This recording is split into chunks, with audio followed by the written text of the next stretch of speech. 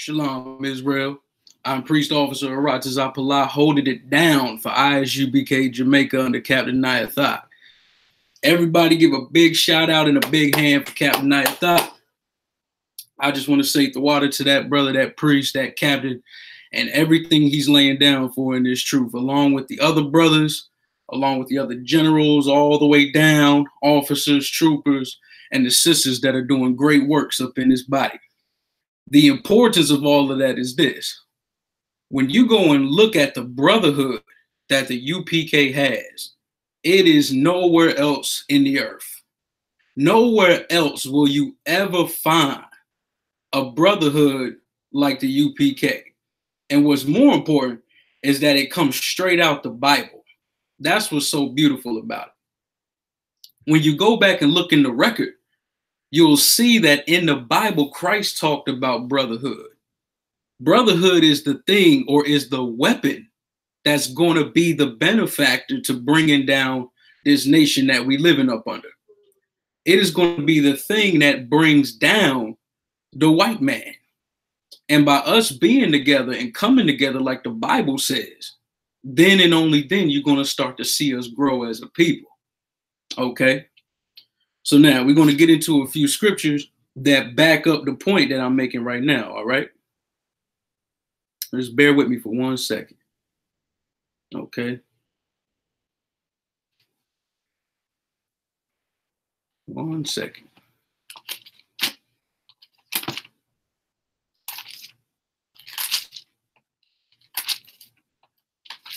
First, we're going to head over to 1 John chapter 4, verse 20. Okay.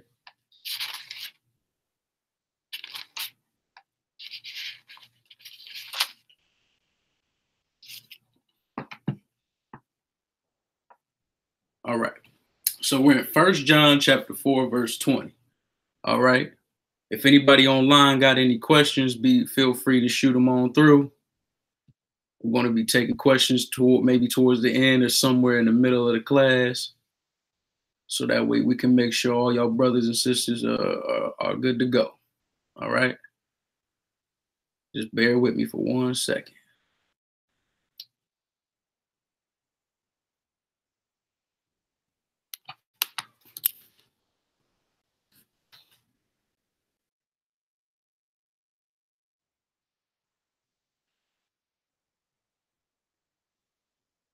All right. So now we got 1 John chapter 4, verse 20. If a man say, I love God and hateth his brother, he is a liar. For he that loveth not his brother who he have seen, how can he love God who he have not seen? Right. So when you read this, right, if a man claims that he loves God, he's down with God, and he's sitting here and praising and worshiping and trying to act like he's holier than thou, but turns around and bashes black men in the church and want to charge black men for the hell they going through, want to charge black men for why there's so much drugs and violence going on in the neighborhood. So you claiming to love God, but you hating your brother. He's a liar. He don't love the Lord. He don't love God, because Christ didn't come to the earth and and do what he said he was going to do and establish what he was establishing to teach us to turn around and just disregard black men, brothers, and the people that he was sent here to save. Talking about the blacks, Hispanics, and Native Indians.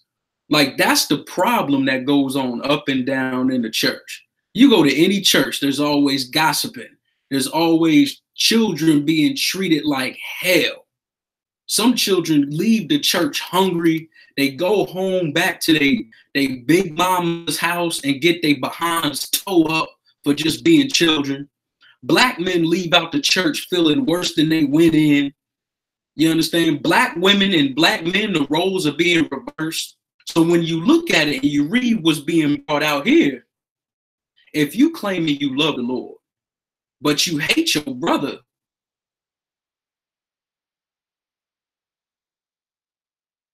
he that loveth not his brother whom he have seen, how can he love God whom he have not seen? Which is perfect, and which is a perfect statement here, a perfect scripture here. Like, you see your brother every day. You see your brothers dying, getting murdered. It ain't even like it's back in the 70s or the 60s where we don't got cameras now. It's all over the earth. You got black people dying, getting murdered. You walk outside and you see the brothers strung out on whatever drug they got now. And then you look at your sisters and how destroyed they are, and you see them every day. Your grandmama on crack, your auntie is on drugs. You see that your little sister or little brother is struggling with 4 kids, no education, had to drop out of high school. Okay? Being belittled and tormented by this beast that we living under. And through all of that, you see them every day. Right? But you don't see the Lord. You don't physically see him. So if you don't have no regard or care for the brothers that's right next to you and the people that's on the street, and to see them and to not care, to see them and want to shoot them away, to see them and know that Christ was the one that came here for them, and for you to put them away, brother, and you see them every day, you don't even see the Lord. So how could you ever love him? Like, these scriptures is made to make sure that we stay together as a people. It's the blueprint on how we have a strong foundation. So that way, none of our enemies, whether it be the white man, the Arabs, or the Chinese, find a way to destroy us as a people and to turn us against each other. Like, everything we about to bring out tonight is all geared towards raising up a body of people. That ayah right there. What's going on, ayah? Shalom. Oh, it's good to see you, Hebrew. Most high Christ. Good to go, right? Canada one concert. Okay, Hebrew. Right now we in 1 John 4 and 20, okay? This is John 4 and 20 out of 1. All right. Yeah, if you don't mind, you could start at verse 21, please. Canada one concert. All right.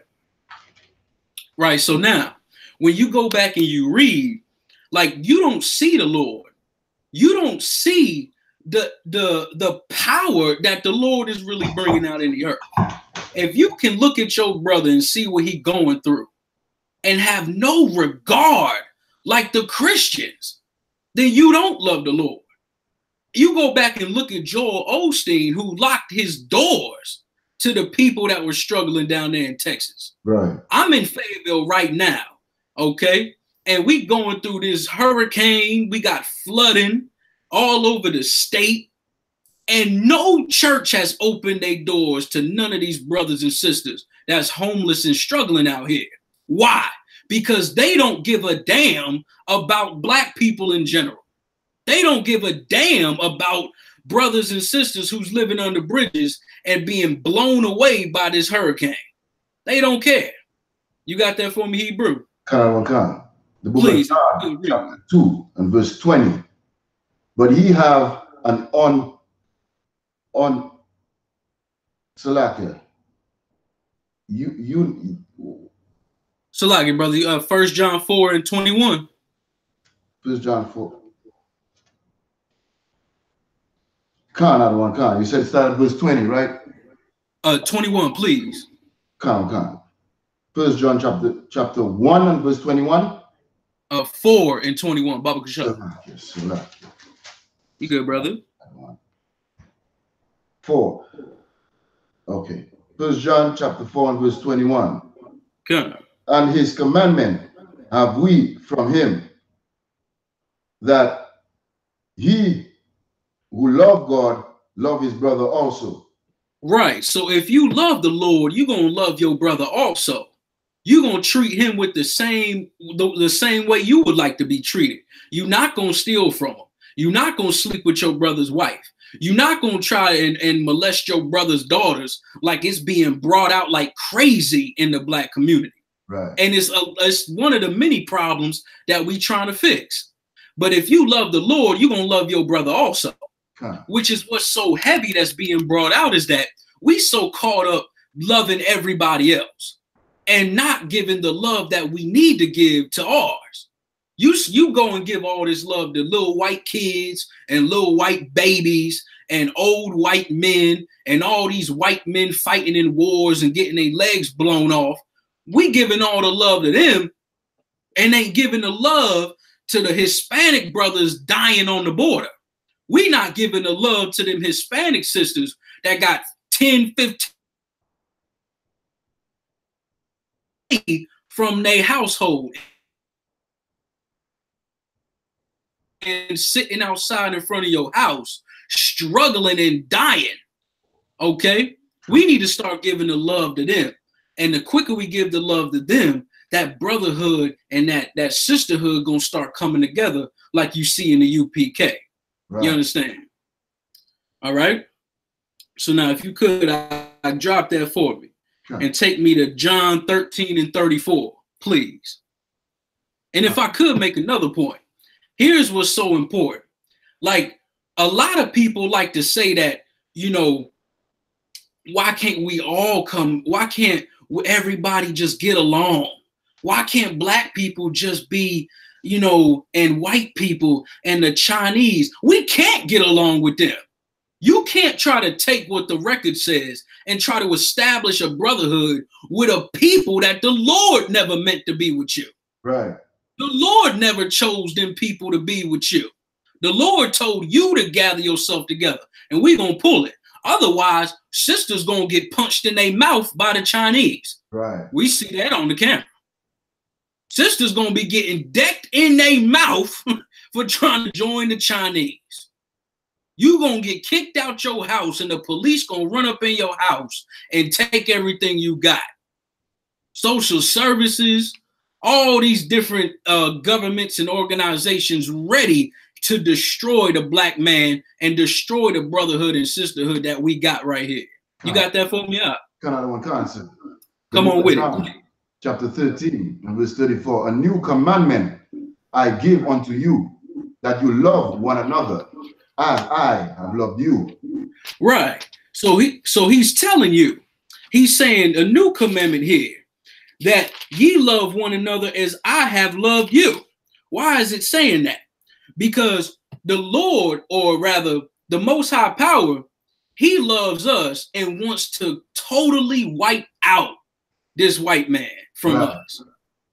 And when you go down and you look at Christ, he wants the same thing too.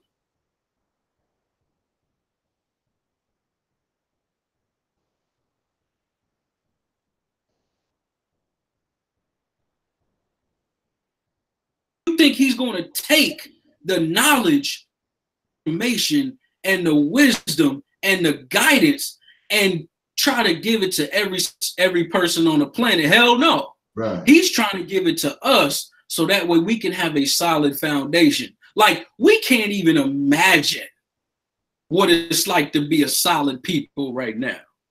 Like, to this day, we still getting in fights at the club. We still shooting up the block party. We can't gather together for nothing. We tried the heathens' way and their ideas and their holidays, and you go back and think about it. Every holiday or Christmas or birthday you tried to celebrate with your family never went right. Right. In some way, shape, or form, your wife was mad because you didn't get the right gift here. Your children are mad because you didn't get them this on Christmas. You know, there's a fight at the family birthday gathering, whatever, and it don't never go right. Right. There's only one place where everything goes right. At any cookout, any gathering, the Passover, my God, it's the most beautiful thing on the planet. Okay? That is where it goes down. There ain't no shooting, no fighting, no nothing. Ain't nobody trying to holler at another man's wife, this, that, and the other. So read that again for me, please, Hebrew. The book of John, chapter 13, verse 34. A new commandment I give unto you, that ye love one another as I have loved you, that ye also love one another. Right. So he said, love one another like I loved you. Right? Because Christ laid down his life for us. He laid down his life out and he did nothing wrong. Right. Which is why Paul was saying, he was like, I wish I was accursed for my brethren. Like, he's calling him his brother. Why? And when you go back and read in Romans, the 9th chapter, if time allow, we'll bring it out. But that brotherhood that Paul was showing in Romans 9 is the same brotherhood we should be showing to each other. It's the same brotherhood that Christ is talking about here. Okay? As I have loved you, that ye also love one another. Right. Like, this isn't Christ saying love everybody on the planet Earth. Bring us a sword and not peace, paraphrasing. He said he came to bring that. So how in this next part is talking about Christ wanting to love and hold hands with everybody? That's not what he's saying. He wants you to love your brother. You black people, you Negroes out here, love coast of California and all over in Texas and this, that, and the other. Love them black men. Okay? You sisters out there, you black women out there, love them Hispanic sisters. And if I could sidebar for a quick second, I'm seeing lately a lot where it's a big dark skin, light skin thing going on. To hell with all that. Right. If the scriptures say Israel is as a speckled bird, we got many colors. So when you go back and when you go and look outside and you see these light skinned sisters and dark skinned sisters, don't start going off the color scheme. Otherwise, you're gonna have a hatred for because they light skinned. Okay, that ain't how it work up in here. The Lord don't care how light you are, or how dark you are. What the Lord care about is what nation you come from, and He care about who you gonna serve, and if you gonna love the white man and join these other nations and be a sellout hoe for them. That's where it comes down to. Either you're gonna be down with your family like Christ was and is, or you gonna be down with these other nations and die with them. Your choice. Okay.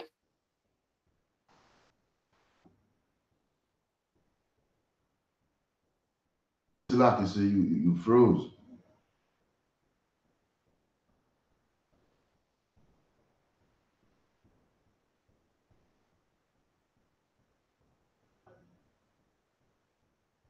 By this shall all men know. Yeah, you with me, brother? Come on, you froze for a minute. I don't want. Yeah. Okay. We both froze. Ain't no sweat. If you could, brother, read verse 35. Go ahead. Like I said, the YouTube feed went off. You said what, brother? The YouTube feed it came back on. It was off for a second. Okay, we good now, right? Okay, if you could read verse 35, please. The book of John, chapter 13, verse 35. But this shall all men know, that ye are my disciples, if ye love one another, one to another. Right. So Christ is saying, you gonna know that these my disciples, if you love one another. You love one another, brother, you gonna know that we following Christ. And there's only one body. There's only one place where brothers. That's right here in this body and in this truth. Nowhere else will you find brothers who actually have a solid brotherly love for one another. You're not gonna find it. You're not gonna find it. You go back and look at them other groups out. They are just a waste, a disgrace. And some brothers come out them groups out and they tell their story. They tell their story about how they was treated in there, about how brothers was using their authority and position to mishandle and misuse brothers left and right. We don't do that in here. We got an order, and that order is solid. And when you go and you read these other, or you don't go back and read, but you go back and observe. When you look at them and you compare them to us, there ain't nobody competing with UPK. Right. There ain't nobody competing with the brotherhood, the sisterhood, the unmatched love that takes place in here. And it ain't no filthy, unrighteous love. Don't twist my words here. This is a solid thing, a righteous thing we got here, okay? Right. So by this shall all men know that ye are my.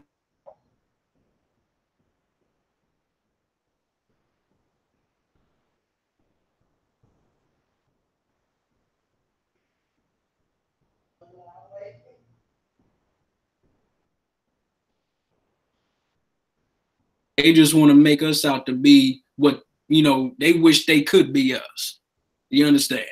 Just want to set the record even more clear. All right.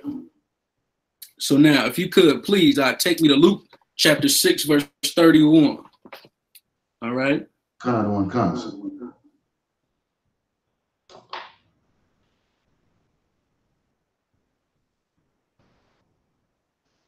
If anybody got any questions, you can ask your questions. Type them in. We'll get them towards the middle or towards the end of class. Okay. We're going to keep it rolling. Luke chapter 6 and verse 31. And as ye would that men should do to you, do ye also to them likewise. Right. So the way you would want to be treated, you would do that to your brother also. Like I said earlier, you don't want somebody messing with your wife. Don't go messing with another brother's wife. Right. You don't want nobody stealing from you or taking what's yours or putting what's that thing I often hear about in the hood when it talks about you owe me $5. You owe me money.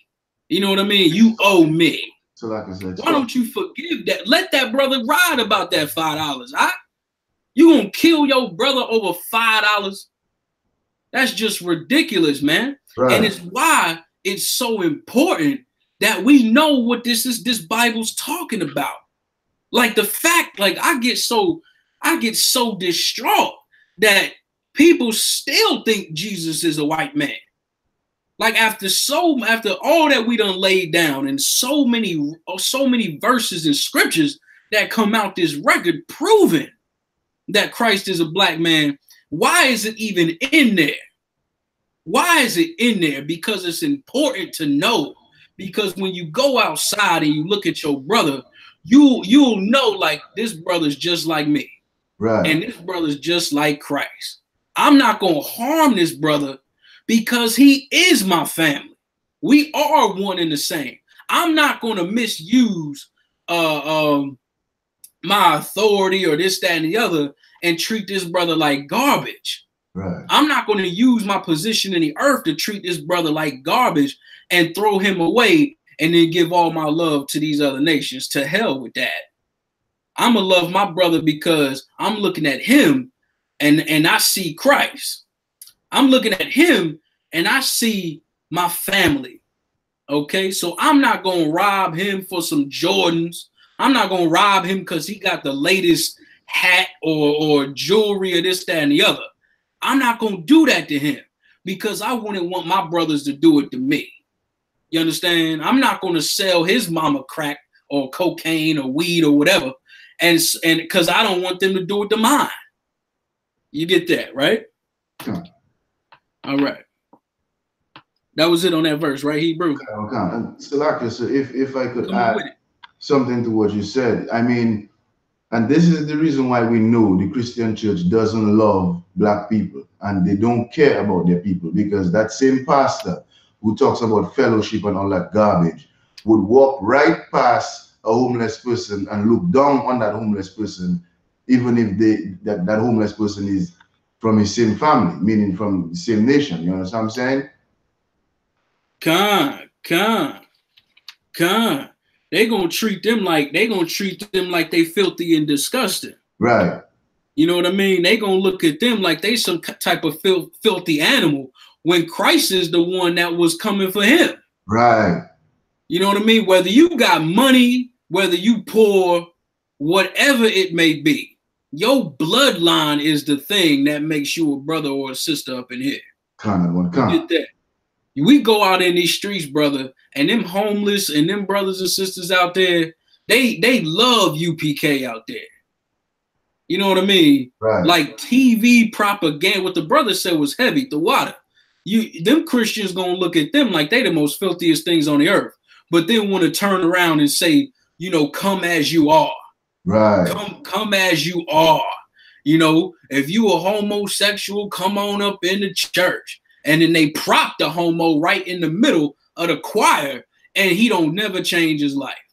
He get to be as fruity and as gay as he want to be all throughout the church for years and years and years, and sleep with the deacon and molest kids and never change his life. Right. You know what I mean? I don't want to go off, but it's what it is. It's the truth. And it's so many different avenues that can be brought out here. Okay, but what Ayah said was perfect and right nail on the head. All right.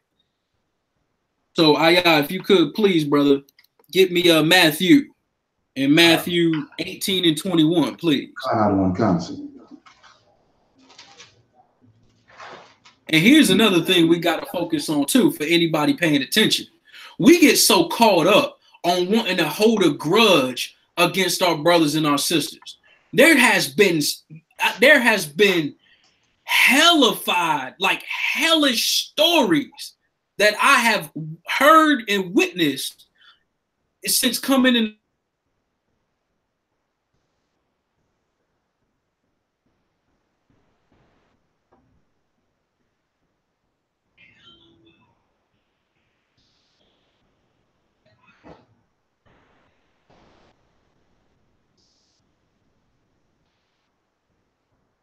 So the feed froze again. Things that take place, okay, all the way from whether it be money or whether it be somebody holding they got your shoes and they not giving them back. It's bigger, but I'm just trying to keep it simple. But when you really look at the bulk of it, forgiving your brothers and forgiving your sisters and not holding that charge or that grudge rather against them is how we maintain this brotherhood, and we don't fall into that nonsense like the white man or like these other nations do. But if you have that, brother, please read. The book of Matthew, chapter 18, verse 21. Then came Peter to him and said, Lord, how oft shall my brother sin against me, and I forgive him? Till 7 times? Verse 22. Yahushua said unto him, I say not unto thee until 7 times, but until 7 times, 70 times 7. Right. So what is Christ saying here? And what is Peter asking? How many times will you forgive your brother? Christ is saying forgive him every time. You don't just sit here, you don't forgive him 2 times and then turn around want to shoot his house up because he didn't pay you that $10 back. Right. Christ is saying forgive your brother, man. Forgive him 70 times 7. Forgive him always. Don't hold no grudges against him. Don't try to make something out of nothing and end up harming your brothers or harming your sisters. I'm telling you, I might bring it out in another class just to stay on topic here. But I might bring it out in another class where brothers and sisters take the smallest thing in this world. And in this society, they take the smallest thing and they push it. And I don't mean to keep going around and around, but they push it in movies too. Like you go back and look at that movie Friday. That is the whole movie was about how that brother was transgressing and smoking weed and selling weed and did not pay back the dope man. So the dope man told the brother, I'm going to come back. If you don't have my money, you know, I'm going to kill you. And remember the brother was Smokey was like, you going to kill me, Big Worm? You going to kill me for real? Right. And you see the spirit in Big Worm deep down that he did not want to do that. But because Big Worm and like all these other brothers out here who don't have this knowledge and this understanding to not only not sell drugs, to not sell dope, but you don't hold that against your brother. Indeed, if you go back and watch the movie, I'm sure you've seen the movie too, Friday, right? Right. Remember the part where he came up to the ice cream truck, right, and then Big Worm was like, he was like, you know, Smokey said, "Yo, Big Worm, you gonna kill me, man?"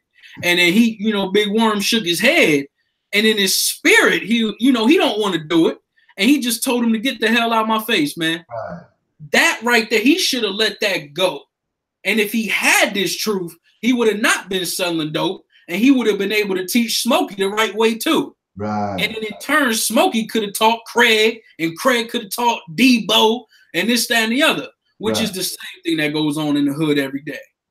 Which is why we out here and we trying to show you this truth and expound and grow and invite to the cookouts, invite these brothers and sisters to the Passover, and do the things that we do in this earth before it's too late. Right. All right. That's it on that, right? Kind of one concept. All right, Most High in Christ. We're gonna keep it rolling, okay? Let's see if we could get Galatians 5:14, please. Kind of one concept.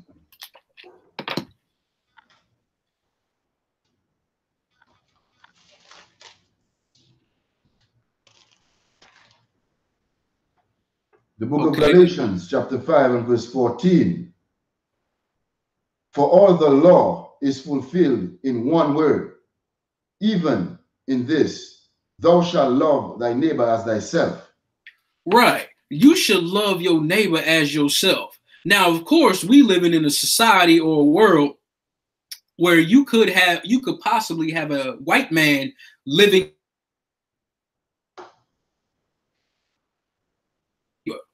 All right, which is why Christians confuse the scriptures and get it so twisted and want to equate it to everybody. That's a lie. These talking about your neighbor, Black, Hispanic, and Native Indian brothers and sisters. If you could, I'd read it for me again one more time, please. The book of Galatians, chapter 5 and verse 14. For all the law is fulfilled in one word, even this, thou shalt love thy neighbor as thyself. Right. So remember when Christ said in Matthew 5, and I believe it was 17 through 19, you'll go back and read about, you know, him saying to fulfill the law. Right. So you fulfill it means you do it. So now here you go and you read, and to love your neighbor as yourself. Like, the misconception in the world is that being good is like something about being soft or being nice and just holding hands and hugging any and everybody. That ain't what real love is. Okay, that's not what real love is. Like what we bringing out on them street corners and what we teaching in these classes is real love. And that love is going to wipe away that wickedness and that spell of Christianity on you. That's going to bring out the righteousness and bring out the body and bring out this glory and make Christ come back so that way he can rule this earth. Okay. And put these nations in them chains like it's supposed to be. Okay. But it can't happen if we don't have a body or a people who love each other. You know what I mean? Like, what I love about UPK, and I'm not trying to get personal, but UPK been around longer than I have, clearly. So coming in, like the foundation of it all, you know, people have questions, they want to battle and this, that, and the other and prove it. Well, UPK has always proven their love for Blacks, Hispanics, Native Indians. Right. UPK has always shown that they have a zeal and a focus on making sure that we come together as a people. If you could, come up off here real fast and get me Zephaniah 2:1, I believe. Another one concept. Okay, please. I believe it's 2:1. Gather yourselves together. So when you go and you look, brotherhood, like we had a lecture, I think it was last year or 2 years ago, where they said brotherhood is a weapon. You damn right brotherhood is a weapon. This brotherhood that's going on in the UPK is so spiritual and vital. Like, the only way you're going to really get in it is to get in it. That's if you're a Black, Hispanic, and Native Indian brother. Right. And Commanding General Yohanna gave the order back in 2012 that all camps supposed to come together in this body. Okay? In the UPK, you're supposed to gather yourself together. One Lord, one faith, and one baptism. So now this brotherhood that's being just, it is just like a rocket that's going on in UPK. Right. You got that for me, Ayah? One concept. Oh, please. The book of Zephaniah, chapter 2 and verse 1. Gather yourselves together, yea, gather together, O nation, not desire. Right. Gather yourself together, O nation, not desire. Why is it saying for us to gather together and saying that we are a nation not desired? Because these other nations hate this one nation of the Lord. Right. Straight up and down. We are not desired in this place. This is not our resting place. This is the place of our captivity. This is the place of our hell. This is the place where we are serving a people that utterly hates us. Right. And we are not desired. How do you know that we're not desired? Because Black women getting punched in the mouth by Chinese men. Right. Black women getting slapped in the face by Chinese men. And they working for them. You understand? I'm harping on the Moab right now, but all the nations can get this work. You know what I mean? I remember before I came in the truth, them Chinese bastards hired a homosexual that was a brother and put him up in the register. They moved their daughter and put the gay brother up in front of the Chinese restaurant.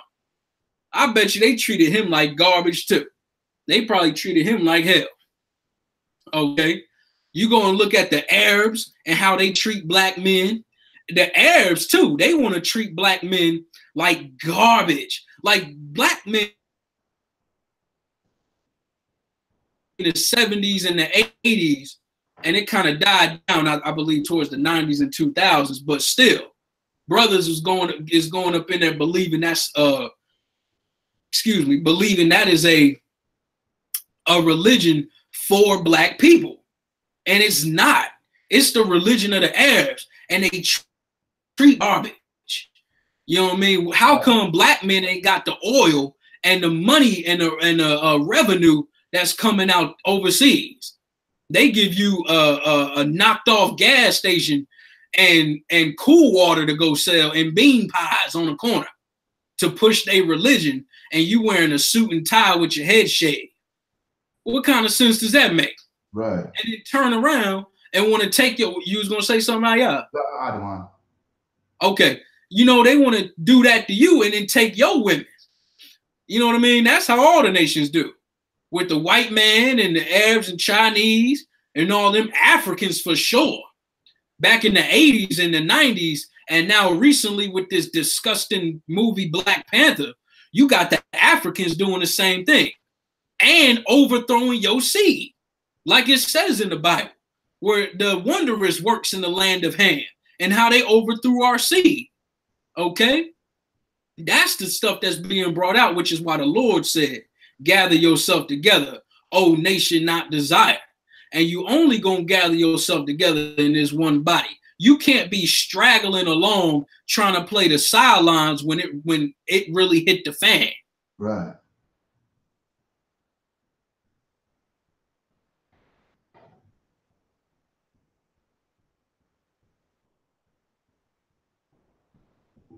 Rose up again.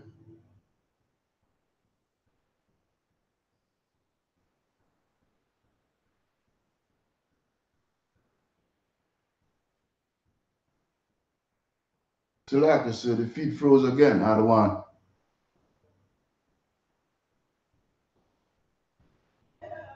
Damn.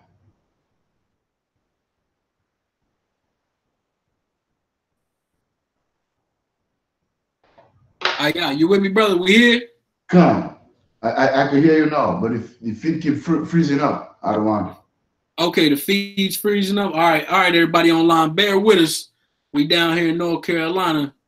It must be. I'm gonna say it's the weather. Well, first I'm gonna say it's the white man. Then I'm gonna say it's the weather. Okay. Right. Okay. All right. Right. I'm gonna try to, if it goes out again, I might switch it real fast, and then we'll still be good. All right.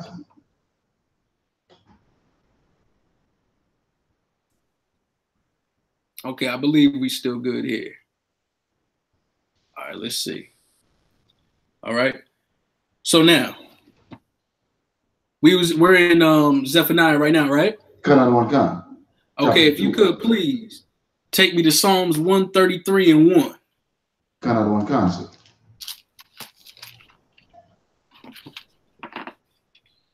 All right.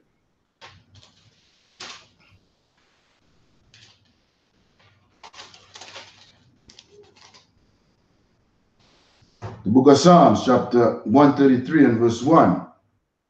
Behold, how good and how pleasant it is for brethren to dwell together in unity. Right. It's beautiful and a righteous thing that brothers dwell together in unity. Like, right, when we look out in these streets, we don't have unity. Right. We don't have a love for each other. A basic love and understanding. Like when you walk outside and you talk to a brother, or you go outside and you come amongst your sisters or this, that, and the other, we don't have the basic love to just say peace, what's going on? Or shalom, what's going on, brother or sister? There's always somebody, we got to mug each other, or we got to look at each other with such disdain and hatred. But then we turn around and see a white man and want to shake and kiss their feet, shake their hands and kiss their feet, and treat them like they such gold, and they hate us to the core. You know what I mean? Right. Like, just and scripturally speaking, you know, say what's up to your brother, acknowledge him, dap him up, and be, yo, what's going on, brother? It's good to see you. You know, we so caught up on being so evil with each other. Why? Because we don't know the basics of what love is. We don't know the basics of seeing our brothers and our sisters and knowing that I simply love my family. You know what I mean? Right. We don't have that to just go to look at a brother and be like, oh, it's good, man. It's good to see you, brother. You know what I mean? How you doing? You all right? That's not going on amongst us. But we see a couple of white babies get shot in a school. A couple of white babies is bald with cancer up in them hospitals, and them sellout Negro ball players and them sellout Christian leaders want to go and give their time, money, and energy to fly thousands of miles to go see a bald-headed African with his stomach hanging all the way to the floor and is taller than him if he lay down, and want to go give his love to them and go give his time for them and money and energy when you got brothers and sisters starving next door to you. Right. Your neighborhood is in shambles and smells like hell. Okay, I didn't want to say the words, brother. We on YouTube. Right. Okay. But you get my point. Right. We so destroyed. We are willing to sell out and turn around and take the money that these brothers and sisters, that the Lord let these brothers and sisters get. And they turn around and want to go give that money to bald-headed white kids and then bald-headed Africans all the way on another continent somewhere, and can't focus on the neighborhood that they destroying. Them Christians is destroying black neighborhoods like crazy, destroying the family, household, and structure, wiping out the babies in these abortion clinics and on these streets, brother. We can go on and on. Right. But they won't even open their doors to tend to them for 2 seconds to give them anything, any kind of knowledge, any understanding, let alone shelter or anything, brother. You know what happens down here in Fayetteville lot. These Christian pastors come to my slave, and they don't know I'm in the truth. They don't know that we got the truth in the UPK. They don't know. They come to my slave lot, and you know what they do? Brothers and sisters come up to them. They tell me the stories. They tell the co-workers the stories. They tell us how homeless people who are troubled and in dire need and pain need help, and how they are stressed and pressed, and that they can't open their doors, they can't help this brother, they can't feed this brother. And you know, they come in there and guess where they send them? Right to me. They come to that job and send them all to my slave, and they don't know that I'm in the truth, nor do they probably don't know about UPK. But the Lord is making sure that this work is being done. And I ain't the only one. Big shout out to you, I.S.U.P.K, for coming through tonight. I'll give you a hand. Big up to all them brothers out there that's holding it down across the earth and making sure that these brothers eat, they're fed, making sure that these brothers and sisters have a place to lay their head. We making sure that these brothers and sisters out here is okay through this hurricane. Right. Because if I'm able to eat, I'm gonna make sure you able to eat out. Right. Straight up. Okay. If I'm doing good, I want to make sure my brothers are doing good. Right. But because I know they not doing good, we gonna sacrifice and make sure we get them right. So now all them brothers and sisters that come up, that has been brought up there to me and amongst these many brothers, these wonderful brothers in this truth, we gonna make sure you straight, okay? But I don't want to go too far off. Right. All right. So like it, brother, where we at with it right now? We at Psalms chapter 133 and verse 1. Okay, if you could read that for me again, please. The book of Psalms chapter 133 and verse 1. Behold, how good and how pleasant it is for brethren to dwell together in unity. Right. Unity for Blacks, Hispanics, Native Indians is so important. And it's so right that we gather together and we turn our backs on these other nations. If you could, give me Ezekiel 13 and 5. Okay. It is vital to make sure that we are together in unity as a people, because when you look left and you look right, or you look up the street, or you look behind yourself, or you go to your slave, and you look around, those black men who are struggling, who are dying, who are in dire need, are the very men who are more precious than fine gold. Those are the ones that you want to fix and bring them up in these classes and get them right. And they gonna stand side by side with you and fight against these nations, fight against these people in high seats, fight against these sellout Negroes. And I'm not giving no man the authority to go lay hands on anybody. Don't do that. That's not what I mean. Right. Okay. I'm not saying go fight the white man and 15 brothers go shoot up nothing. Do not do that. We're not condoning none of that. What we're condoning and saying by fighting and gathering your brothers together to fight is simply separating from these people. Okay? Separating from their philosophies, religions, and ideologies that's making them rich. You go back and you look at how much money the white man makes off of Christmas, how much money the white man makes off of Thanksgiving, how much money he makes off of the holidays alone. And this is the money that's funding the NASA space program. This is the money that's funding all them abortion clinics. This is the money that's funding them Arabs over there when they set up shop in your neighborhood. Why? Because when you read Psalms, the 83rd chapter, and how these nations come together and build a tumult and conspire against you, you'll know that it is designed to make sure that brothers can't come together, that the Puerto Ricans can't get with the Negroes, that the Hispanic brothers can't get with the Negroes, that and likewise with the sisters. All right. So our job is to prepare these brothers and gather them together and make sure that they know what's up before it really goes down. Right. You got that for me out? Another one concept. Please, if you could. The book of Ezekiel, chapter 13 and verse 5. Ye have not gone up into the gaps, neither made up the hedges for the house of Israel to stand in the battle in the day of the Lord. Right. You didn't go up into them ways. You didn't go in the highways and the byways and to make sure they was right. Them Christian pastors didn't go up in there to make sure them brothers had a solid foundation. Right. Read it again for me, please. Book of Ezekiel, chapter 13 and verse 5. Ye have not gone up into the gaps, neither made up the hedges for the house of Israel to stand in the day. Right. Stand in the battle in the day of the Lord.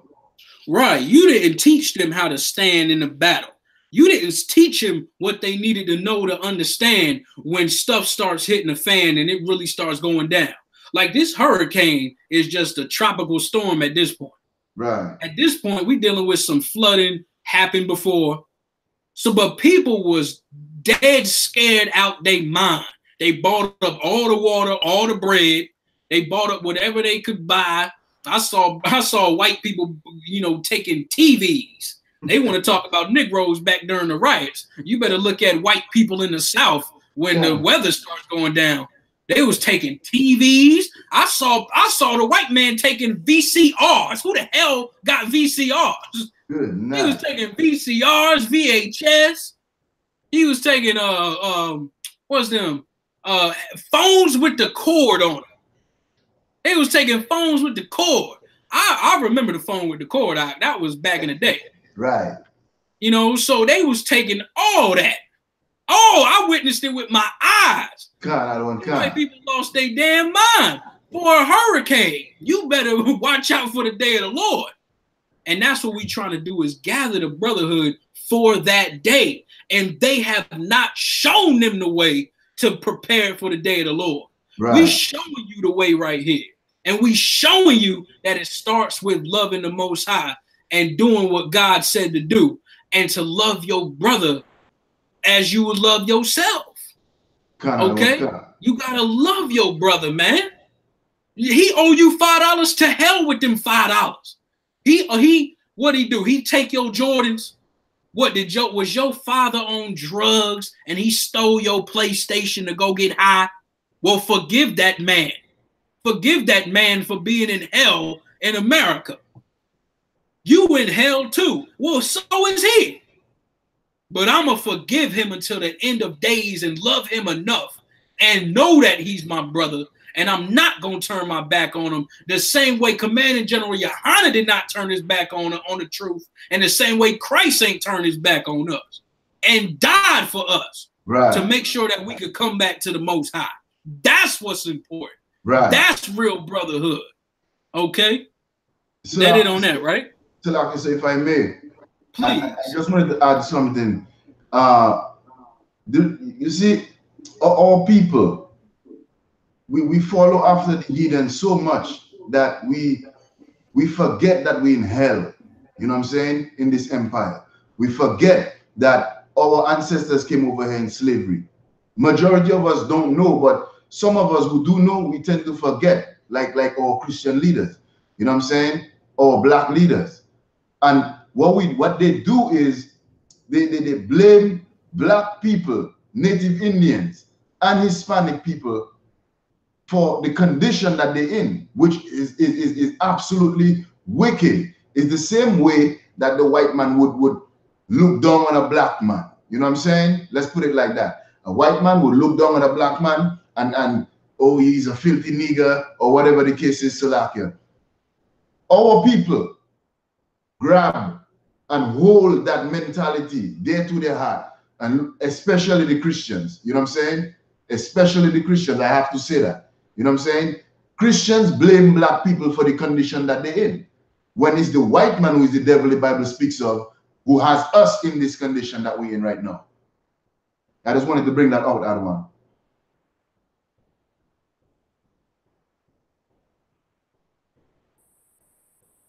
You with me, brother? Khan. Okay. Salakia, did you hear what I said, Adwan?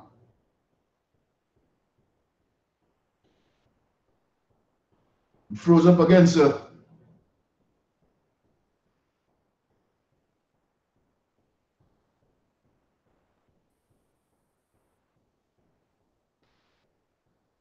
You can hear me now, right? Can other one can. Okay, okay. Shalaki, brother, if you want to continue, please. You were talking about the how Christians do what they do. Please. Can. Well, I'm gonna just summarize it up. What I was saying was Christians blame blacks, Latinos, and Native Indians for the condition that they're in. You understand what I'm saying? They blame our people, just like the white man blame our people for being in the condition that we're in. When it's the white man who is the devil who caused us to be in this condition. You understand what I'm saying? By enslaving our ancestors, and fast forward to today, we are the descendants of our ancestors, and we serving them and building up their empire. You know what I'm saying? While they look at us as nothing. You know what I'm saying? This is what I was bringing up, Adawan. Khan, no, you exactly right. You hit the nail on the head again. That's perfect. You know what I mean? We so caught up on blaming each other, and we so caught up on not looking at the enemy who has destroyed us. We so caught up on blaming each other and wanting to say, well, it's your fault while we in here. You know, it's not your fault, black man, why you in the hell you in.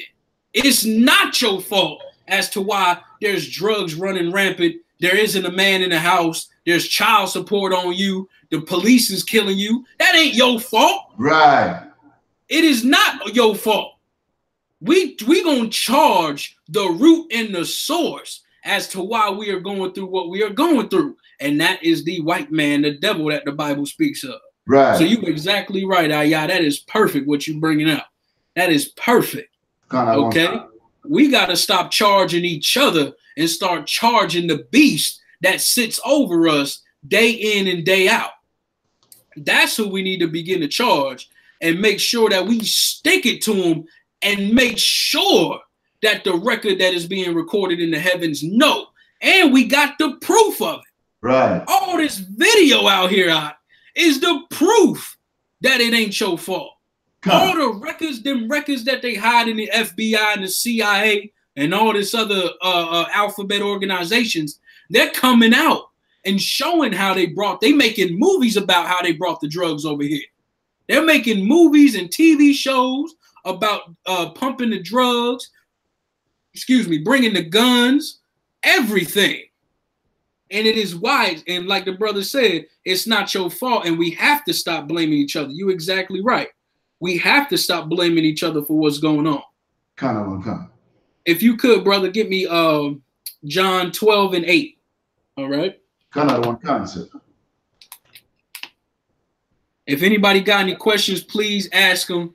The brother here will be taking a look to make sure no questions that's coming through on YouTube. Adawan. What's that again, brother? We don't have any questions on YouTube, Adawan. Okay, Khan. All right, no sweat. John chapter 12 and verse what, Adawan? Salakia. 12 and 8, please. The book of John, chapter 12 and verse 8. For the poor always ye have with you.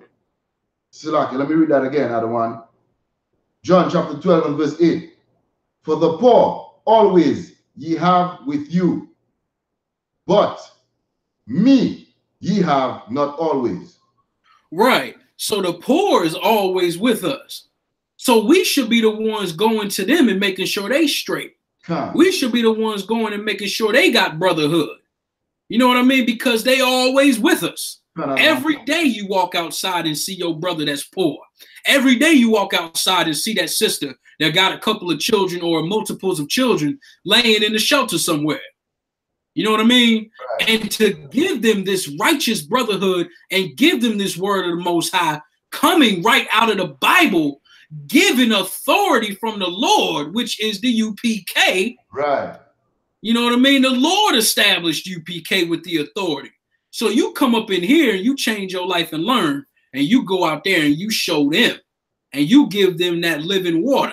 You give them that word that's going to change their life and fix them. No amount of money, no amount of houses, no amount of whatever is going to get us out this hell and bring our brotherhood together like this Bible.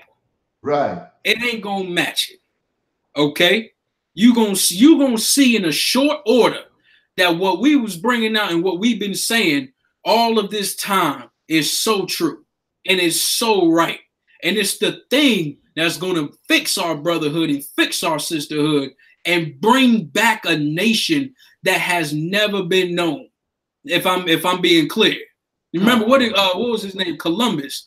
Was it Columbus that was like, when he came over here, he said, I've never seen a nation like this before. You know, with such structure and foundation and this, that, and the other. So when we come back together and we show that kind of thing, brother, these other nations gonna look at us and not even know. They gonna know who the Most High is with in that day. Okay. Con. All right, let's see. Bear with me, y'all, 1 second.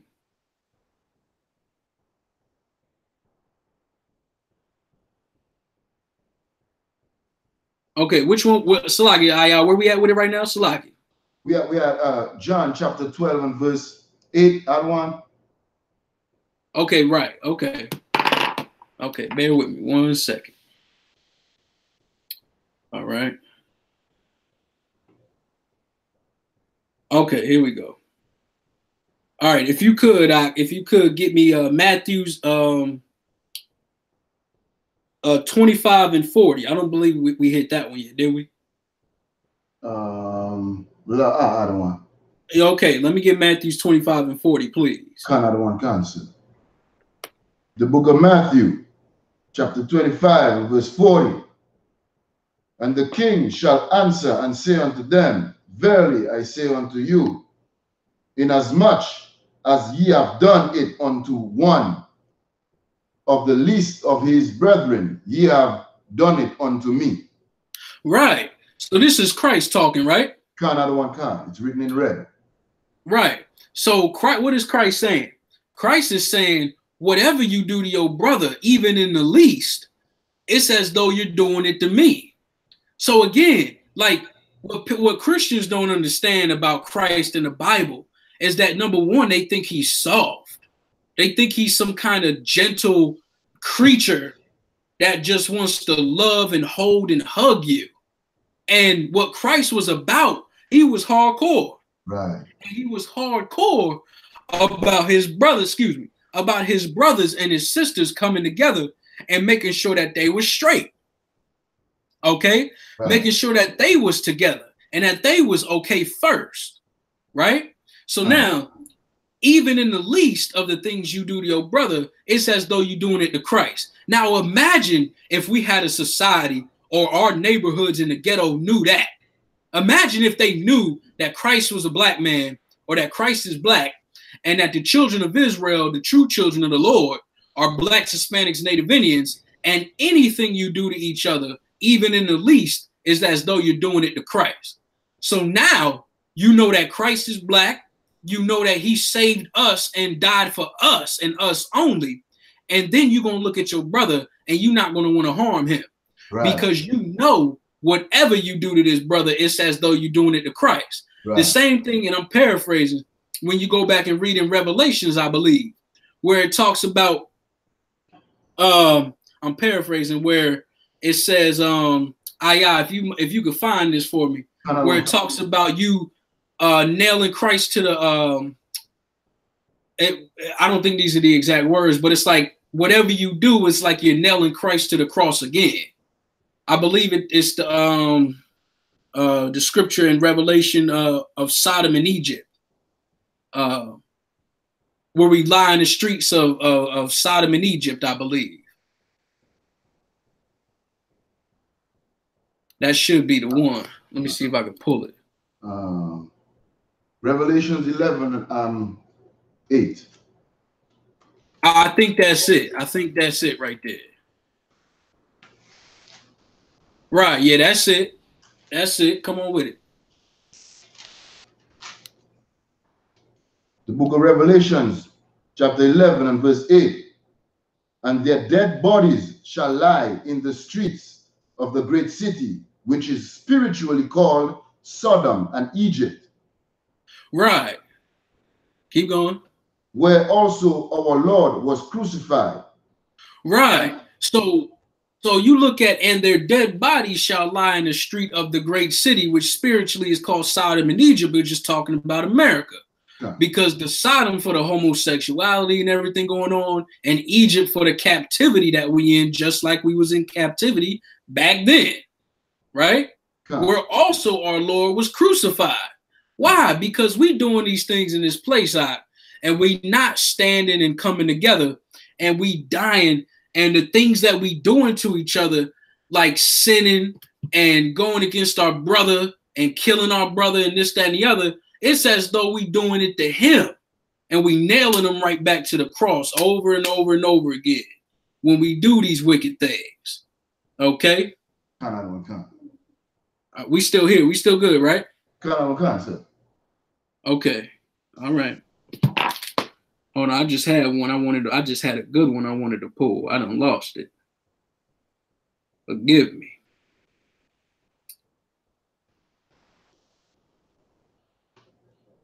Hold on, bear with me. Oh, I know where it is. I got it. So like, I'm losing my mind. All right. So if you could, please, y'all give me Isaiah 45 and 20, please. 45 and 20, odd one.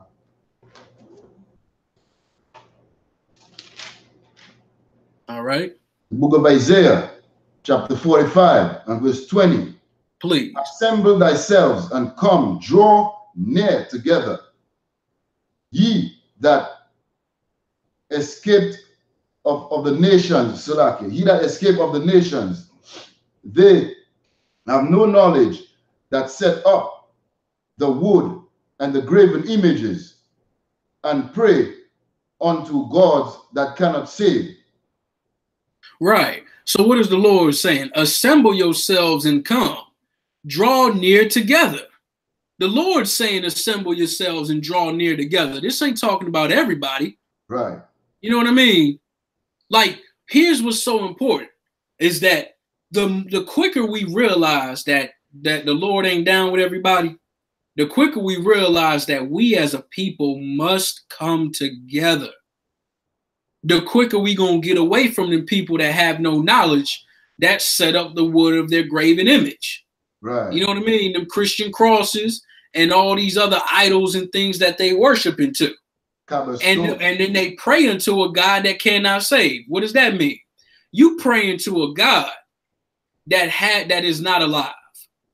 You go up in Islam, you pray into a God that is not alive. Right. You go up in Christianity, you praying to a God that is not alive. And you praying unto graven images, hoping that they can save you. And they not going to save you. Okay? But the Lord, the true and living power, that's the one that wants to save you. That's the one that's telling you to gather yourself and assemble yourself together and to get out of these churches. Get out of these Muslim mosques and get away from these peons and all them other false prophets and this, that, and the other. Run away from TD Jakes and Creflo. Get away from all of that. Right. And gather yourselves back with your people. In a real short order, the ghetto is going to be a safe haven. Like people think the shootouts and all this, that, and the other. Brother, it's bad. Don't get it wrong. But there's going to come that time where the ghetto is going to be home. Okay, the ghetto is going to be the one place you can go to. And don't get it mistaken either. Them Christian pastors going to get ran up out them churches too. Damn right. And them brothers and them rich Negroes who want to sell out and kiss the white man's behind, they going to come crawling back to the ghetto too. I don't care who you are. I don't care how rich you are. I don't care what you did on TV. I don't give a damn about all that. You come up in the UPK, you going to sit your behind down and you going to learn these scriptures. That's what you going to do. You going to fold up them chairs like the troopers, the same way I had to fold up them damn chairs. You going to pack up that damn, right, you going to pack up that damn camp equipment. You going to say Khan on one Khan. Right. You going to give respect to the men that you deemed and demonized for the last 60 some odd, 50 some odd years since we've been out here. You going to give reverence and give due to them brothers. Man, you going to show improve the same way these brothers had to show improve, and you gonna learn the right way on how to fix this place, and we gonna fix this place. Right. UPK gonna come together and raise up men and fix this body and fix this place straight up and down. And then the ghetto gonna be the safest place. When bombs and them Arabs is doing it, what's it called? Doing the jihad at the mall and want to blow up Olive Garden and Starbucks. Right. We're gonna have our own coffee and taco truck and all that going on in the ghetto. And then white people gonna be losing their damn mind as to how these niggas came together. You know what I'm saying? Because that brotherhood is what's gonna make it happen. Y'all better get ready. You better get ready. And if I could go off a little bit, you can come in anytime you want to. When it comes to your heritage and who you are, you better not be ashamed of who you are. You better stand on who you are. You better put that war garment on, put them headpieces on, put them studs and fringes on like the Lord told us to do, excuse me, and rock it. Put them boots on and come up out of this hellhole of America and this vile, disgusting place that we've been living in for so long. Right. We trying to tell you, there's strong black men in America is scarce. It's a rarity to find strong black men. Lately, the strong black men that I have been seeing are older brothers. You know what I mean? Much older brothers. But them older brothers are just as valuable as these younger brothers. So you younger brothers and you older brothers, come up in here and all in between. Come up in here and learn how to be a real man in the Lord. So I ain't going to go too far off with it. You got anything you want to bring out, brother? I just wanted to bring out something from Deuteronomy chapter 7 and verse 3. And the reason why I want to bring it out is because, you know what I mean, our strong brothers giving their energy and their strength to these other heathens, especially the heathen women. You know what I'm saying? So I just want to pull this from the scripture so that our brothers watching, they understand that separation is key. You know what I'm saying? 1 and 2, preserving your seed with your people is key as well.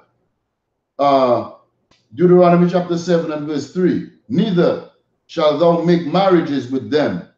Thy daughters thou shalt not give unto his son, nor his daughters shalt thou take unto thy son. So our brothers and sisters, we need to keep our lineage intact, our bloodline intact, and stop switching around like Serena Williams, you know what I'm saying? Like Michael Jordan and these other so-called prominent or stars, celebrity blacks, you know what I'm saying? Let's keep that thing, because that is one of the things that destroying our people, Adawan, you know what I'm saying? It really destroying our people, you know what I'm saying? And if we don't let them know, you know what I mean, they're going to continue to think that it's okay for them to have a white woman or a white man or a Chinese man or a Chinese woman. You understand what I'm saying? Now, let me just drop down to verse 6, and it says, Deuteronomy 7 and 6, thou art an holy people unto the Lord thy God. The Most High Power has chosen thee to be a special people unto himself. Blacks, Latinos, and Native Indians, you have to realize, we have to realize, Salakia, that the Most High has chosen us to be a special people. The same way you probably have a favorite pair of shoes or a favorite shirt, we are the Lord's favorite people. You know what I'm saying? And he has chosen us to be a special people above every other race or nation on the face of the earth. You know what I'm saying? And I'll read, unto himself, above all people that are upon the face of the earth. There you go. You know what I'm saying? I just wanted to bring that out because a lot of times the Christian churches, the Muslim mosques, they will never, ever bring that information out to you and let you know, let us know, blacks, Latinos, and Native Indians, they will not let us know that the Most High has chosen us. We are special unto him. This is why the best basketball player would be a black man. The best pop star is a black man. You know what I'm saying? Black women. You know what I'm saying? Everything. Over 1,000 inventions that we use today in this society and all over the earth were invented by black men. You know what I'm saying? And the white man stole the inventions and patented under his name. You know what I'm saying? We are chosen. We are special. We are the one with the flavor.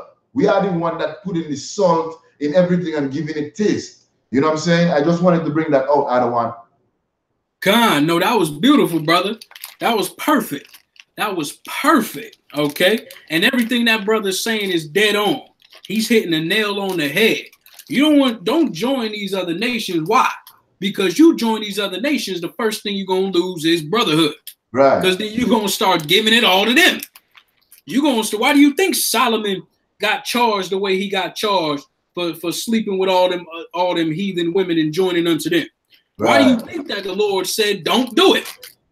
Because over a time you're gonna depart from the Lord and start serving them. Right. Okay. With the brother, that was perfect, brother. That was right on point. And if you could get me Jeremiah 3:18. Okay. That's right on the head, Hebrew. And that's something that you should hearken unto. Okay. You go back and read them laws and them statutes and commandments and how it's so vital for us as people to stand strong. All right. Jeremiah when you get that, brother, you can read verse 18, Arwan. Jeremiah chapter 3, verse 18. Come. The book of Jeremiah, chapter 3 and verse 18. In those days, the house of Judah shall walk with the house of Israel, and they shall come together out of the land of the north to the land, Salakia, that I have given for an inheritance unto your fathers. Right. So why is it saying that the house of Judah and the house of Israel shall walk together? Because remember, you got when the kingdom split, you got the 12 tribes. Right. So when that split came, you got Judah and then you got Israel. All right. We'll probably go more in depth into that later. But the point being is that we are the ones that must come together. Them Puerto Ricans, them Haitians, them Dominicans, those the Negroes in America, when you look at them, the Mexicans, the brothers and sisters in South America, all up in Central America and North America, and of course all the brothers and sisters just scattered across the earth. We got to come together and then get our inheritance that the Lord promised us, that was given to our forefathers on the way down. Okay, so a lot of times I see a lot of people getting caught up in geography. Okay, just because you born somewhere, you know, like if a black man is born in China, that don't make that brother Chinese. Right. I'm hearing a lot of that too. Okay, the bloodline, the seed of your father makes you who you are, and that's who the Lord's looking for. That's who the Lord is trying to bring back together in his fold. Okay. All right. That was the end on that verse, right? Another one concept. All right. Let me see. I done lost my notes here. Salaki. Okay, here we go. All right. Okay. But right, what the brother said was perfect and heavy too, to make sure that you keep that spirit on you and you keep that going, and to recognize not to let it go. Don't take no shame in what the Lord gave you. Right. Don't be ashamed of what the Most High, the name he put on you. Like the world tries to put shame and demonize black men in movies and arts and music and this, that, and the other, and for us to purely hate each other. Like he wants us to totally dislike. Like when you go back and look, if anybody grew up in the 80s and the 90s, you go back up in New York, and it's probably happened. I'm sure this happens on the islands too, if I'm not mistaken. Now, yeah, you can chime in anytime. But when you go back and look up north, them Puerto Rican brothers used to have block parties with the brothers in Harlem. So you had Spanish Harlem, and then you got Harlem, where the brothers dwell. Well, they all brothers. And when they would come together, they would be playing dominoes, they'd be playing checkers and chess, playing music, have food. You know, the sisters was getting along, doing each other's hair. The brothers was playing ball and doing their thing and bumping the boom box and the music and had the turntables and the microphone and all that going on. You know what I mean? And could go all night just dwelling together in unity. Well, the white man is such a devil and a beast and doesn't want us to come together. And he knows that if we come together like that, it's gonna send shockwaves throughout the earth. That devil came through and started separating and saying that these Puerto Ricans can't come together with these Negroes. These black people can't come together with the Hispanic tribes or nothing like that. You can't gather like that no more. So they start sending the police out there and dividing them brothers to where they couldn't do that no more. Right. I remember I'm a young cat, according to the world. In the world, according to the world, I'm young. But I remember whenever brothers and sisters used to sit out in front of the bodegas and the corner stores and drink their beers and play checkers and chess and all that. And they used to monitor the kids. And if the children didn't have enough money, they used to give them a quarter so they can go get a quart of water or something like that, a bag of chips or something like that. And then the sisters was protected because the brothers was out there. You know, I got my behind tapped up a little bit for being unruly, and they had to put me in my place.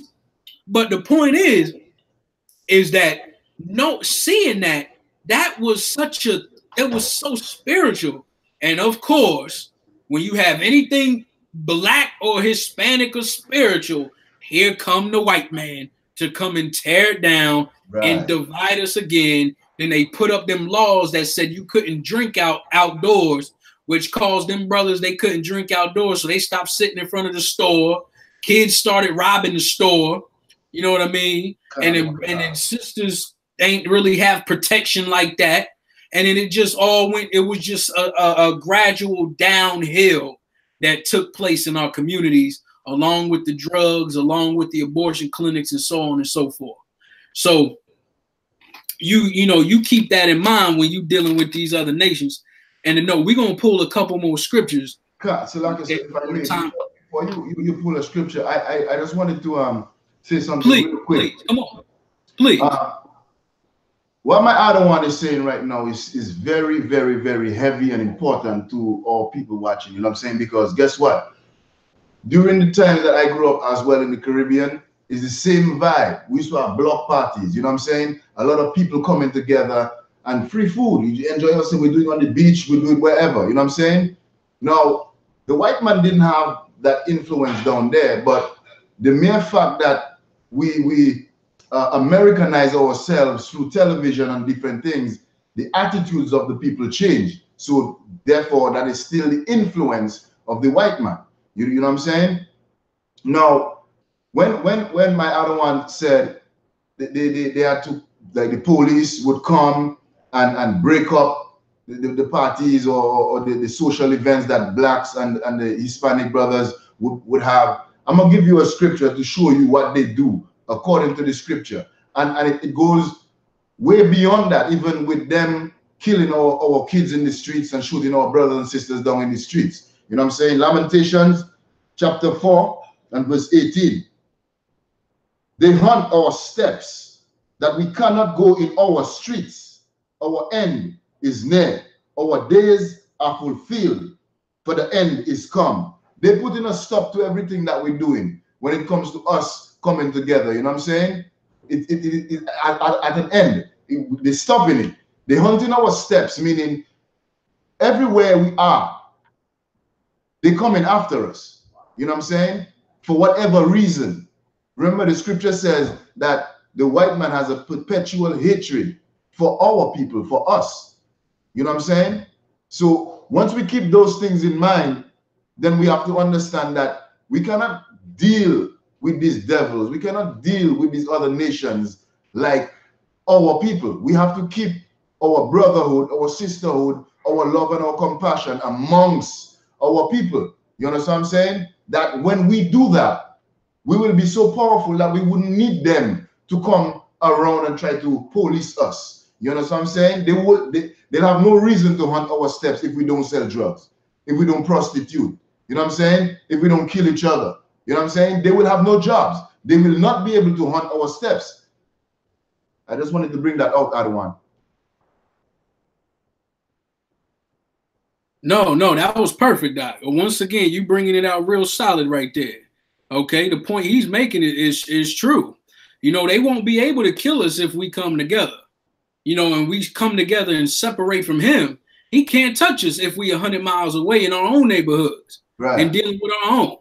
He can't lock us up and shoot us. Like I remember the story that came out, brother, where the brother got shot in the bathroom at the park. Now, if we wasn't using a white man's bathrooms, that white man couldn't come up there and shoot that brother. Right. You know what I mean? The same thing goes for the church. Them 9 brothers and sisters that got shot wouldn't have got shot if they knew what God was really about and knew that we should not join them or be with them. So what you said was perfect. Again, Most High in Christ, that was perfect. Okay. If you could, brother, give me Matthews 5 and 13, please. Matthews 5 and 13.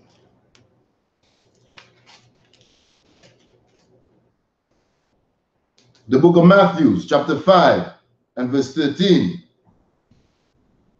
Salaki. I'm going to have to take this off. This is in red. Salaki. The book of Matthew, chapter 5 and verse 13. Ye are the salt of the earth, but if the salt has lost its savor, wherewith shall it be salted? Continue, Adawan. Come on, please. It is thenceforth good for nothing but to be cast out and to be trodden under foot of men. Right. So now we the salt of the earth. We the ones that got all the flavor. We the ones that got the skills, the cooking skills, the skills to build, the skills to be engineers. Right. We the ones that got the salt of the earth. Whether it's the clothes we wear, the music we get out here, and all these different things, we the ones that got the salt. We got the flavor. But if we lose that flavor, then what? So when you go and you don't keep that brotherhood and sisterhood together, we're going to start losing it. And it's going to start getting watered down and then diluted. And we start mixing with these other nations and trying to give our salt to them when it ain't for them. Right. Most High Christ. That's powerful right there. You know what I mean? Most High Christ. So it is this. Why is this Christ saying it is thenceforth good for nothing? Most High Christ. Because it's for you. We the ones that got, like these brothers is taking all their ball playing skills. These sisters is taking all their cooking skills, and these other nations go and take it and run with it. Right. And you get nothing. All them brothers that grow up, them generations trying to play basketball, brother, it is vain as hell. It goes for nothing. Right. All of it stays with the white man. Chinese done adopted or tries to cook like the sisters and sells you the chicken and all that rice and this, that, and the other. Them Italian white men they done took the glorious food of Issachar with the lasagnas and the pastas and the pizzas and things like that, and then took that and made it for themselves. We the ones that got the salt of the earth. You know what I mean? Right. But to be cast out, to be trodden underfoot of men, which is what happens, like I said earlier. It's the same thing. They come and take and take and take, which is why you're going to look at music. Brothers is being killed for playing rap music out. Right. But that's our culture. What the hell you got a problem with it for? You should be mad at them A&Rs and them high seat white people taking and pushing this kind of music in the earth. Right. Otherwise, what? They making a profit off of it. Now you mad and want to go kill a black man for him just representing his culture or what we put the salt in, and you want to go and kill him. You should be mad at them pushing the music from them record companies. Right. If you so angry, why don't you go tell them record executives and them to start pushing that that corny ass music that the white people like. Excuse my language. Why don't you go ask them to push that then? Since you got a problem with rap music so much, why don't you go and get on the Asians and all them taking the culture and what black women like to do with the nails and all that and the earrings and the bracelets and stuff like that? Right. Why don't you go get on them? You not gonna go get on them because the white man knows, like these other nations know, that they survive off of us. Right. They surviving off the backs of blacks, Hispanics, Native Indians, and ain't gonna give you a penny for the salt that you putting out in this earth.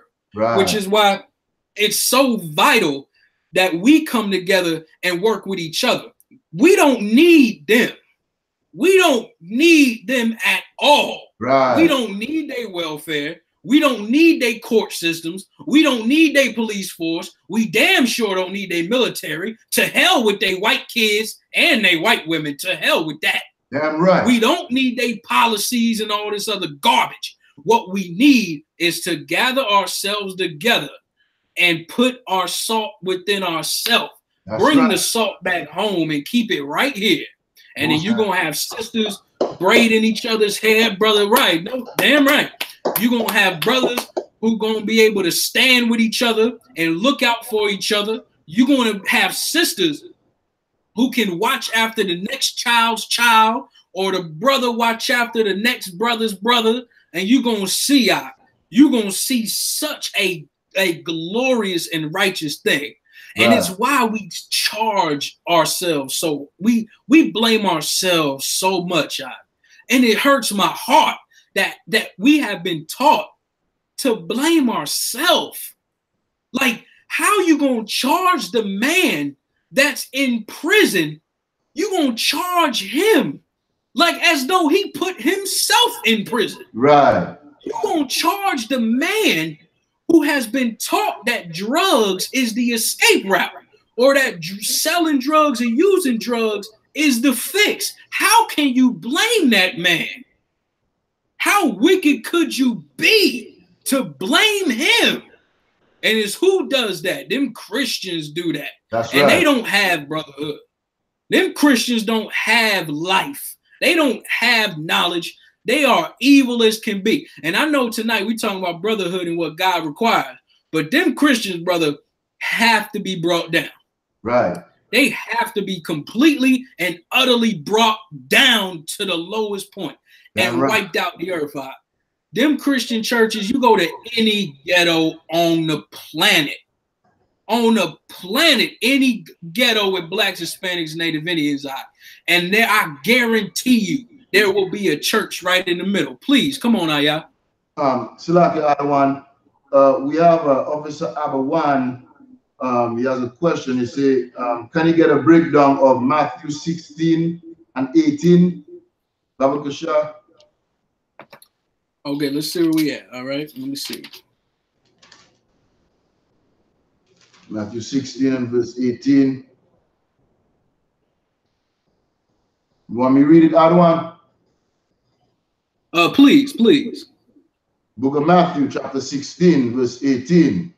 And I say unto thee that thou art Peter, and upon his rock I will build my children, and the gates of hell shall not prevail against it.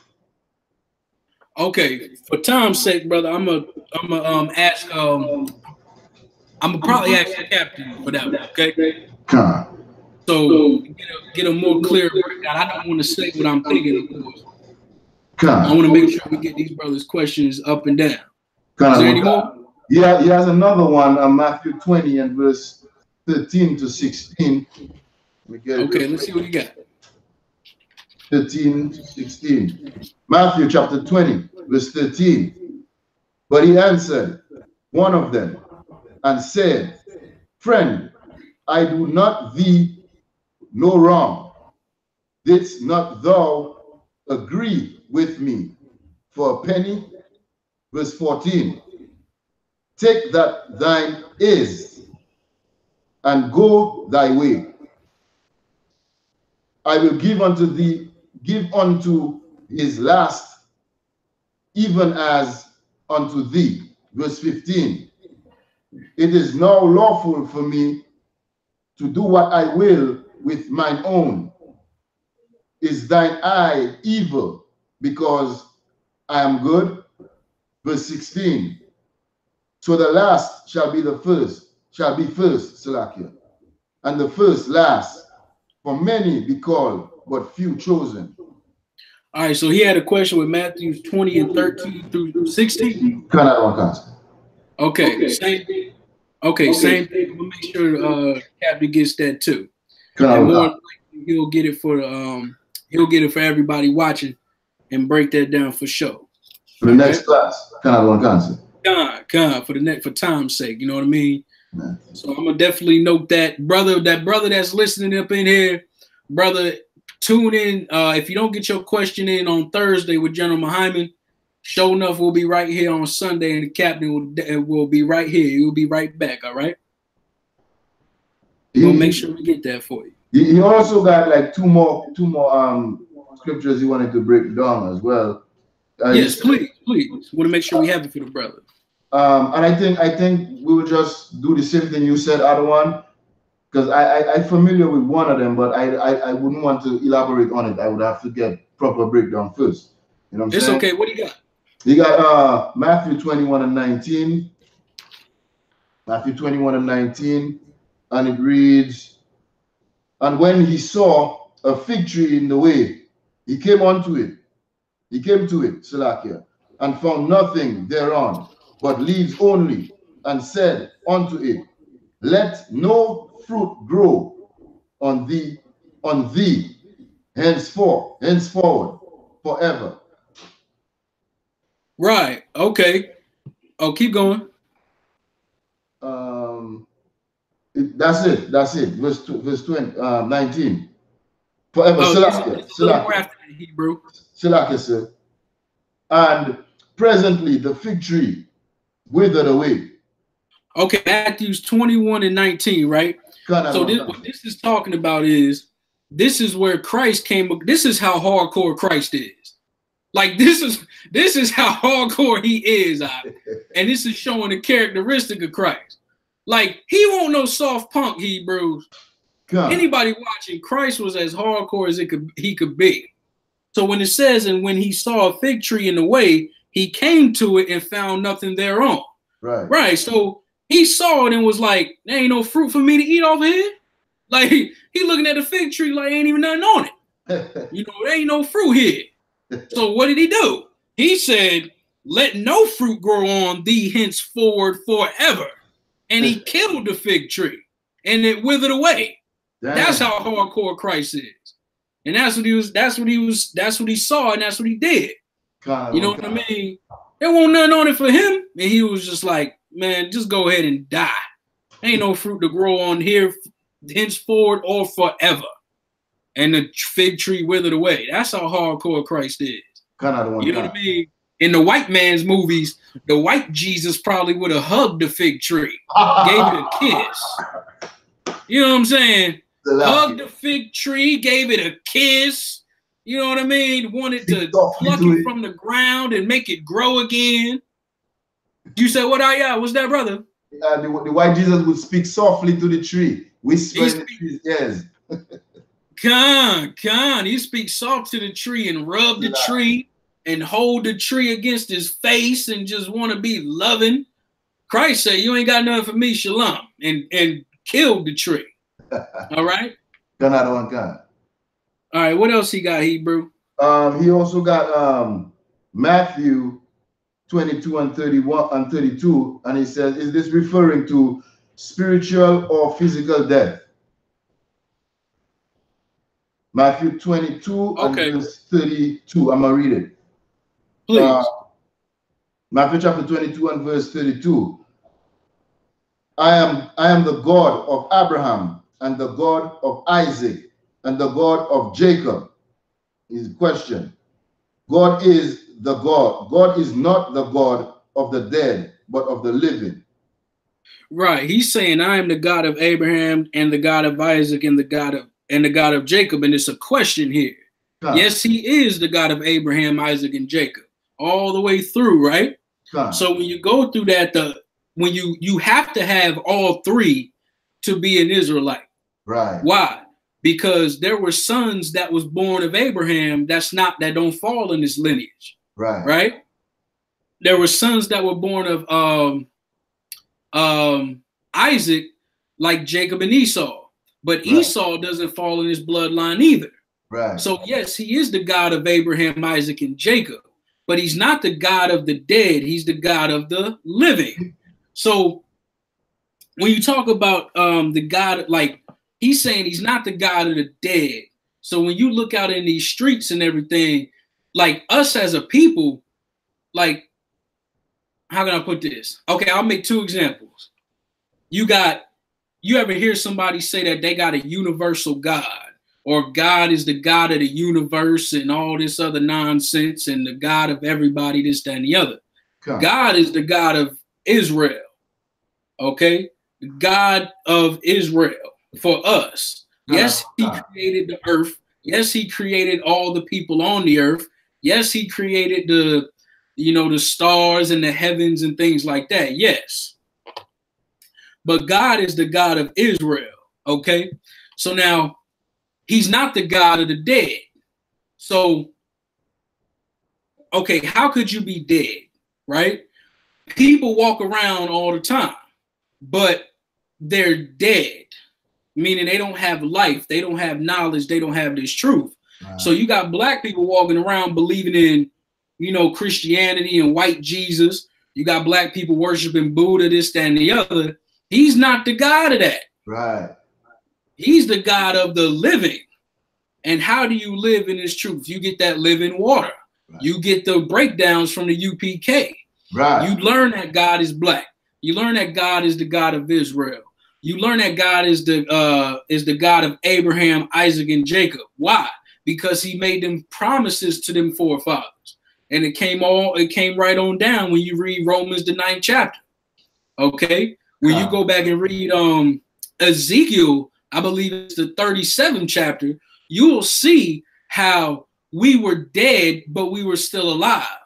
Like we were alive and walking around and breathing in the valley, or what's it called? The valley of dry bones. The water, Hebrew.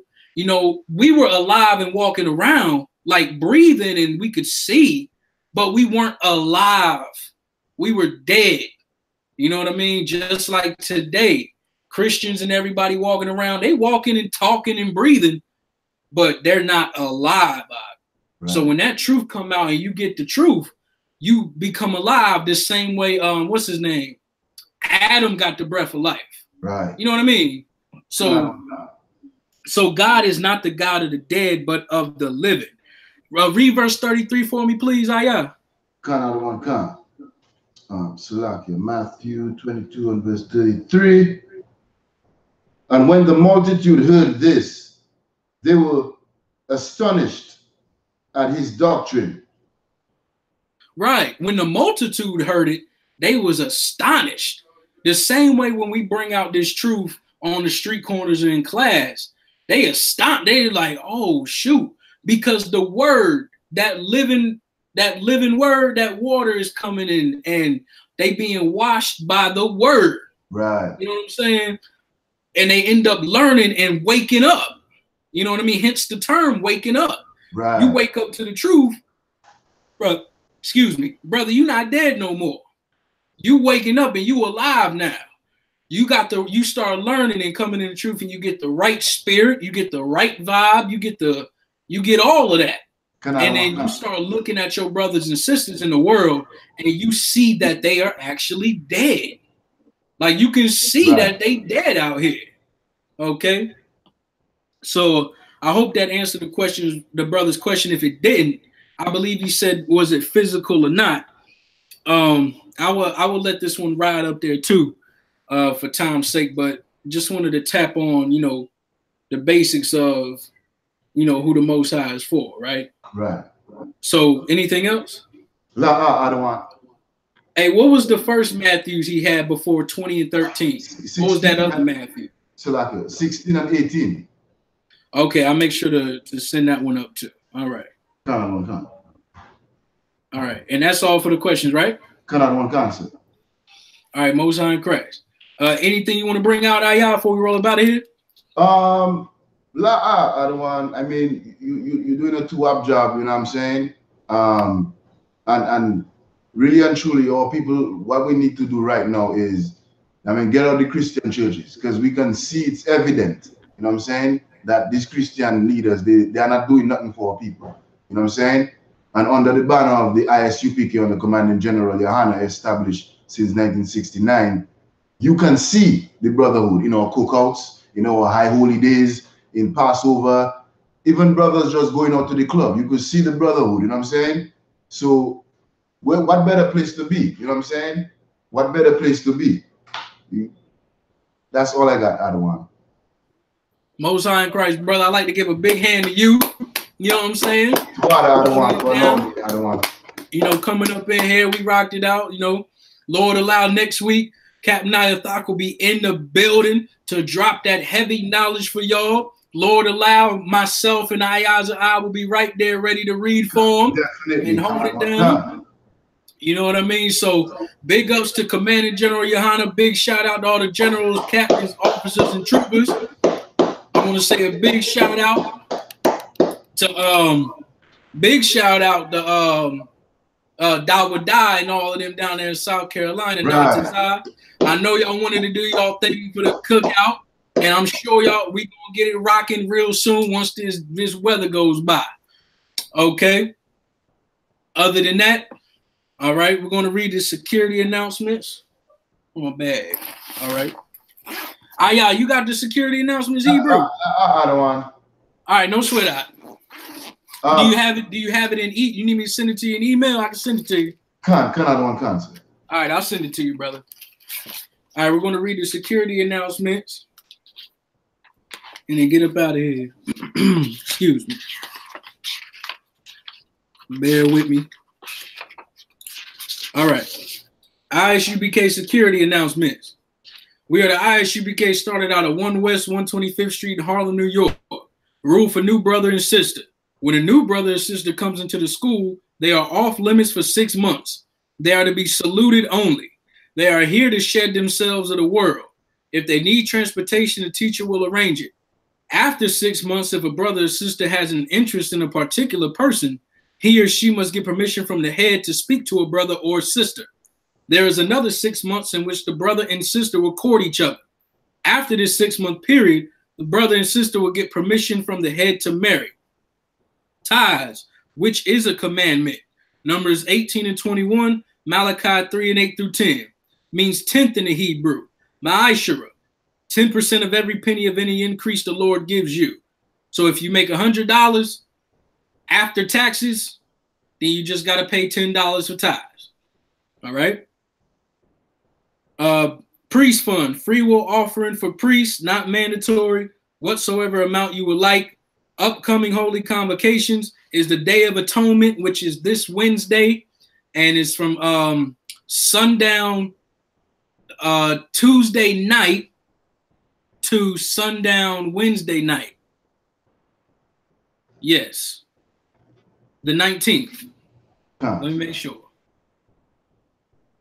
Yes, that's a Wednesday. So all day, that whole day, okay, you won't eat nor drink a thing, and you will afflict your souls, like it says in Leviticus. I believe it's the 23rd chapter. All right. If anyone wants to be a trooper in the school, to start wearing all black boots, shirt, pants, headband, or scarf. All right. So if anybody got any questions from today, you can take them, try to get them answered on Thursday night with General Muhammad. If they don't come around to your question, then just bring your question back for next Saturday for this class right here. Right. And as for the questions that brother asked, I'll make sure the captain gets those so he can answer for you. All right. Shalaki, 1 second. All right.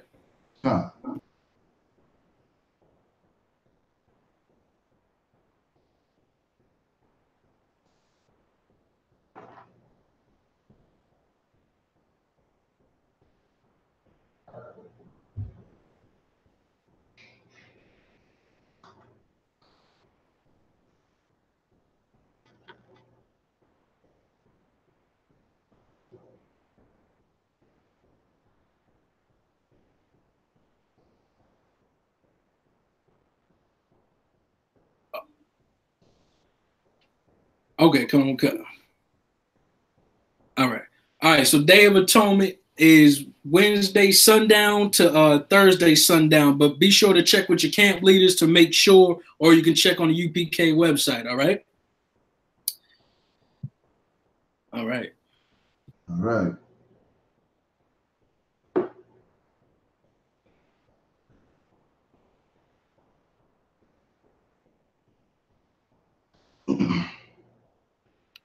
Salag, yeah. All right, we good, brothers.